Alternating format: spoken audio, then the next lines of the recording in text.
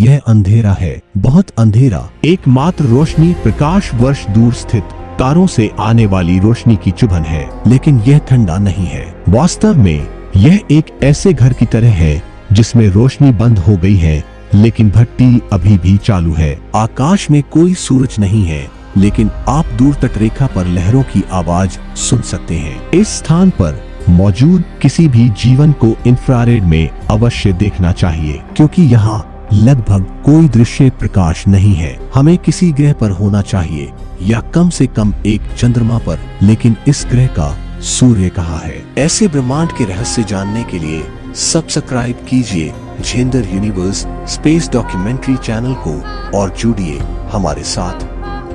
क्या हर ग्रह को एक के चारों ओर कक्षा में होना जरूरी नहीं है? तारा हम गठन के बारे में 3 चरणों में आगे बढ़ने के बारे में सोच सकते हैं, कुछ हद तक एक कार में गियर बदलने जैसा। सबसे पहले ग्रह बनते हैं, फिर शेष धूल और मलबा सिस्टम से अवशोषित या बाहर निकल जाता है, और अंत में ग्रह एक जटिल नृत्य शुरू करते हैं जो कि बल द्वारा संचालित होता है, गुरुत्वाकर्षण, जिसे हम ब्रह्मांडीय बिलियर्ड्स का खेल कहते हैं। इस अंतिम चरण में ग्रहों की कक्षाएं चारों ओर घूमती है और ग्रहों को सौर मंडल से बाहर निकाला जा सकता है। कुछ सैद्धांतिक गणनाओं के अनुसार इस चरण के दौरान लगभग 1 दर्जन मंगल आकार की वस्तुएं हमारे अपने नवजात सौर मंडल से बाहर फेंक दी गई होंगी। हालांकि इन्हें बाहर निकाल दिया गया है, शरीर यूं ही गायब नहीं हो जाते, वे आकाशगंगा के चारों ओर घूमते रहते हैं, संभवतः आकाशगंगा केंद्र के आसपास की कक्षाओं में। वास्तव में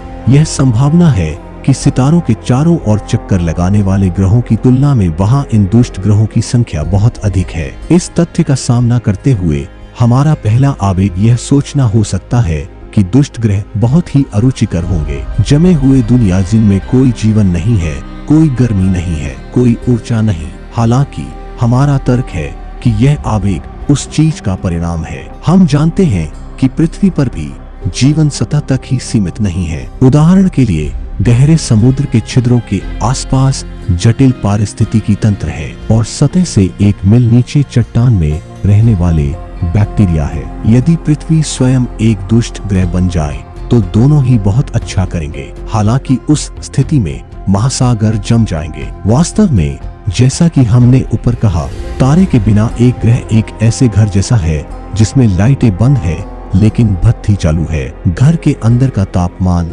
वास्तव में तारे की अनुपस्थिति से ज्यादा प्रभावित नहीं होता है। अपने आप भटक रहा एक ग्रह अभी भी अपनी मूल आंतरिक गर्मी बरकरार रखता है, और उसके अंदर रेडियोधर्मी नाभिक अभी भी क्षय हो रहा है। यदि ग्रह एक गैस विशाल है तो उसके साथ उसके चंद्रमा भी हो सकते हैं, और गुरुत्वाकर्षण बल अभी भी उपस्थित महासागरों को बनाए रखने के लिए ज्वारीय लचीलेपन का उत्पादन करता है, जैसा कि बृहस्पति के कुछ गैलीलियन चंद्रमाओं पर होता है। सतह को छोड़कर तारे की उपस्थिति किसी भी ग्रह या चंद्रमा के लिए बहुत अप्रासंगिक है, और हमें किसी दुष्ट ग्रह पर जीवन मिलने की उतनी ही संभावना है जितनी कि हम इसे यूरोप के महासागरों में या उस मामले के लिए गहराई के आसपास पाते हैं। पृथ्वी पर महासागर के छिद्र, और इसका मतलब यह है कि दुष्ट ग्रहों का अध्ययन करना उतना ही दिलचस्प है जितना कि उनके तारे का चक्कर लगाने वाले चचेरे भाई। इस तथ्य को देखते हुए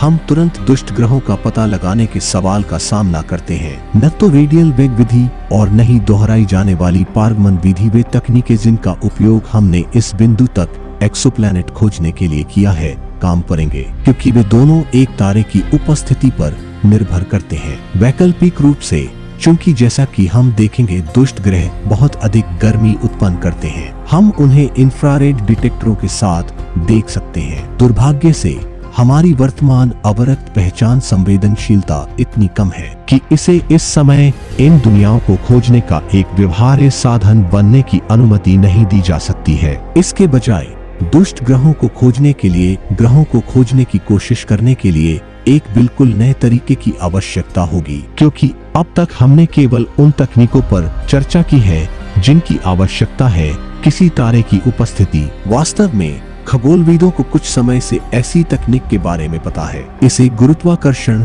लेंसिंग कहा जाता है, और यह सभी स्थानों से आता है। सापेक्षता का सामान्य सिद्धांत भविष्यवाणी करता है कि जब प्रकाश की किरण या अन्य प्रकार के विद्युत चुंबकीय विकिरण सूर्य जैसी विशाल वस्तु के पास से गुजरते हैं तो इसका मार्ग विक्षेपित हो जाता है। इस विक्षेपित पथ पर पीछे मुड़कर देखने पर पर्यवेक्षक को ऐसा प्रतीत होता है कि प्रकाश किरण अपने वास्तविक स्रोत से भिन्न स्थान से आ रही है। वास्तव में यह 1919 में सूर्य ग्रहण के दौरान इस विक्षेपण का पता था, जिसने पहली बार अल्बर्ट आइंस्टीन को अंतरराष्ट्रीय प्रमुखता के लिए प्रेरित किया था। अब एक दुष्ट ग्रह की कल्पना करें जो सीधे आपके और एक दूर के तारे के बीच की स्थिति में आ रहा है। आगे कल्पना करें कि तारे द्वारा उत्सर्जित प्रकाश का एक शंकु इस प्रकार है कि दुष्ट ग्रह शंकु के आधार के केंद्र में है। शंकु की सतह पर प्रत्येक किरण दुष्ट ग्रह के द्रव्यमान से विक्षेपित होती है और वे किरणें उस बिंदु पर